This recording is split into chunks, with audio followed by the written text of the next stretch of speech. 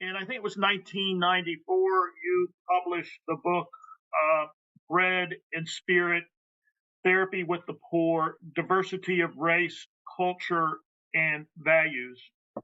What I liked about your message, and I think family therapy needs to continue to reiterate this down the pike. And the first order change is sometimes hungry families need bread. Fine. But don't believe for one moment that the bread is going to solve the problem. You took us to the idea of second order change and really wanted the family therapist to help the family pay attention to their loss of value, the value of themselves, the value of their connection to their community, and the community's value and connection to them. To me, the obvious example has to do with schools, because I remember, PS 52 in the South Bronx. And I went to the Catholic school. My mother didn't want me to go to the public school for good reason, And so I was going to the Catholic school, but all of my friends were going to PS 52. But they would come back with stories to me about who had a zip gun and who was shooting whom and what was going on in the schools and the teachers this and the teachers that, and the lack of organization in the school itself. So the school became part of the under organization of the whole community, and the school was suffering, and the kids were suffering. The families need to have a community that responds to them. This is your community. Take ownership of it, but take ownership of it by organizing. Speak with a voice that's heard when responded to, so that then the community is responsive to you and to the families that live in that community. And I saw the lack of connection between the people who live there and the institutions that were there that, quote, were supposed to serve them. So that when we talk about, quote, family therapy, it was really an eco-structural concept of saying, hey, if you're going to make this thing work, you got to make the community work, not just try to make the family work when the community is falling apart. You were really talking about the family therapist not looking at a child, looking at a caregiver and say, why are they the way they are? You were really emphasizing asking the question, what happened? And one of the things you talked about is you repeatedly used the word despair. Mm-hmm. And despair as it's connected to one's value. The community is supposed to be a resource for the people who live in the community. A lot of people who are very well intentioned they'll try to help the individuals within the community, but they don't look at the community as embodiment of people together who belong to one another and who have resources, but they're not using those resources. And in fact, they're not using those resources because the community is discouraging them from using the resources. The resources of outer reach. They don't really look at the community and say, this is an entity, this is an embodiment. And there are people who live here and they're struggling and they're hurting, but this community is not listening to them. It's not there for them. And I hope folks hear you, Harry, because that sort of thinking takes us away from the power of individual diagnoses and really see people's presenting concerns as clearly linked to and embedded in their social context that they're responding to rather than something just emanating from within them. I just think it's an important message and we need to continue to beat that drum. I'm with you on that. But it gets discouraging because, when you're there and you can make something happen, but then you hope that it'll continue to happen and it'll continue to grow, but it doesn't seem to happen. Politicians will want to get votes and they'll get votes promising this, that, and the other, but the people in the community itself don't really feel connected to what's going on and to what needs to happen because they don't have the resources available to them. They don't have the politicians paying attention to them. Only when it comes to time to vote, then the politicians talk a good game, okay, but they don't really organize the community in a way that serve the community. So the community feels like, hey, we got real resources, a wonderful hospital, a wonderful schools, wonderful streets. So I would encourage the listener to purchase and read Bread and Spirit, Therapy with the Poor, Diversity of Race, Culture, Values. Although it's, quote, a little dated, to me, it's very relevant, and it's very important. I want us to take us to the 90s, the late 90s, and the early 2000s here. And I want to talk about this book, The Person of the Therapist Training Model, Mastering the Use of Self. You edited this book with Carney Kissel, and you've been a leader in really signaling to the family therapist, to the family therapy supervisor, to the family therapy trainer, that the supervision and training process is more than about attending to the child, attending to their family, and attending to their broader social ecology. That the supervision and training must always attend to the person of the therapist themselves. Mm-hmm. And why? Well, surprise, surprise, surprise, Harry, that the person of the therapist is a member of the broader social ecology. Because when I started out, we were really viewing the family therapist as an objective viewer looking at the microscope of the family under study, but not really seeing ourselves as a part of the process. But mm-hmm. what you have been saying all along is au contraire, au contraire, au contraire. Whether you like it or not, you are. Mm-hmm.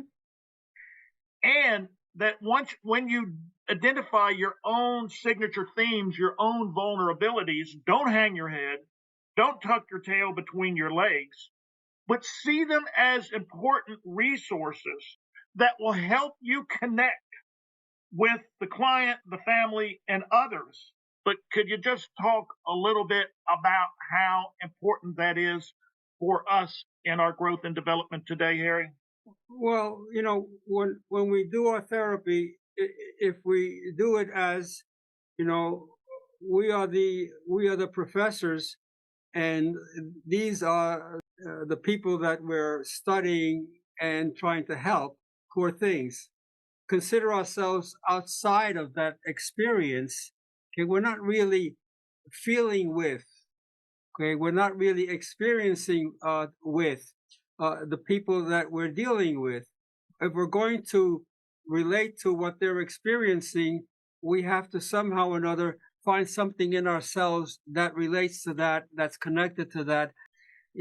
We're part of the same family. And when we're part of the same family, then we can relate to whatever they're suffering in a way that says, I am with you. I know what you're talking about.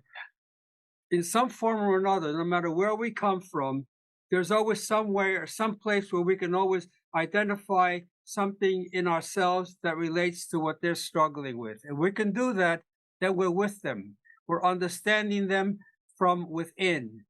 Okay, it's not just sitting outside and observing and drawing some kind of diagnostic label, an intervention or two that says this is supposed to fix that up. But we're relating to them because we know what they're living with, we understand what they're living with, and we're going to be with them as they work with whatever it is that they want to resolve. But that means that we also have to be, as therapists, we have to be conscious of our own vulnerabilities. We have to be conscious of our own struggles in life. These are things that, we say, well, I don't want to talk about it because I get embarrassed. Well, so do they get embarrassed, and if you want to understand them, then you have to be with them, and you have to relate to what they're struggling with, and you relate to that through your own struggles, through your own pain, through your own hurt. And we all have our issues. We all have our vulnerabilities, and that instead of that being an impediment, it can become a useful tool that says, okay, I can relate to you because I understand something of what you're talking about. There's something in me that says, yeah, that resonates with you. Okay, now I'm with you. So let's work together to get this thing resolved. Okay, that makes a whole other difference than simply being, this is something that we're observing and we're fixing it, something out there. No, it's something in here. And if we can relate to them and connect with them, then we together. As the training center continues to advance this idea that the person of the therapist is actually the primary tool that's available to you, your most effective tool, it's still shocking to me, Harry, that it's still against the grain.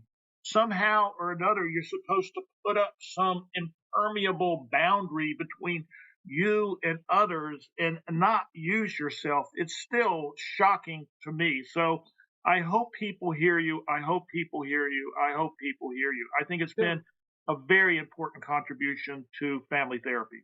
Well, when I wanted to train therapists, I would have them work as a group, and I would have them one after another. I started it myself, but it was okay. What do you struggle with in your own life? And there was a little bit of unease about it among the therapists. I'm going to talk about myself, and I'm going to expose myself to my colleagues. Well, let's try it.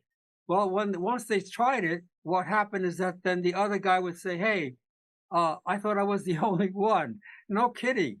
No, you're not the only one. I go through this. He goes through it. She goes through this. In the sense of we have our own pain and we have our own hurts and we have our own needs.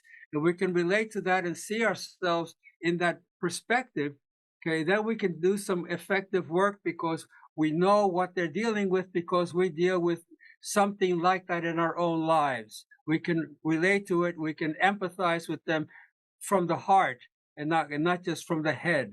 Okay? And if you can do that, then the work that you do is a work that's meaningful and a work that reaches people where it matters. Because when I had people that were training as family therapists, when we sit down with our clients, not that we're going to share it with them, but we're going to be conscious of where we're coming from and what we're struggling with when we ask them about theirs, then we can really empathize with them from the heart. Okay, that then makes the work that we're doing real to them. They feel like they're really understood. Not that we're saying this is my problem, that's my problem. That's not necessary. But I have to be aware of it. Okay, I have to be able to relate to their hurt with my hurt. Okay, and if I'm willing to do that, and in the training I've learned to do that. I've learned to be comfortable with the fact that I'm human and I'm vulnerable, and that this is an asset because it helps me to relate to their pain and their hurt. Okay, then I'm doing something that is meaningful to them and meaningful to me. And that needs to be part of our training, and that needs to be part of what makes us really empathic therapists. I am with you, and the center's with you on that. But a number of years ago, when I was at Children's Hospital in the Division of Oncology, I don't know if it was like a pre-doc, post-doc, that they published some paper in some journal. And when I was reading their paper, they told a story about you. And I want to tell that story now. And whether it's true or not, I don't know, but I'm interested in your reaction to it. But they were talking about their training at the clinic. And they said someone told them a story about Harry Aponte, that there was a family like in South Philadelphia, and the mother and father were arguing, and it was becoming very aggressive, threats of violence. And the father picked the baby up by the leg and held the baby out the window and told the woman, "If you don't shut your effing mouth, I'm going to drop the effing kid out the effing window." Of course, the mother didn't do that. And of course, the man dropped the baby. The baby survived the fall. And it was an Inquirer case. And lo and behold, who was the assigned therapist but Harry Aponte? And I don't even know if you remember the case. No, I don't. Go ahead. But the therapist talked about what Harry did was looked at himself in the mirror before entering that room and said to himself, I have to find something I like about this man. Because if I don't, I have no chance. And whether that's a true story or not, it moved that trainee and it stuck with me. And I think that that's really the spirit of what you've been trying to really communicate to the family therapy community all along.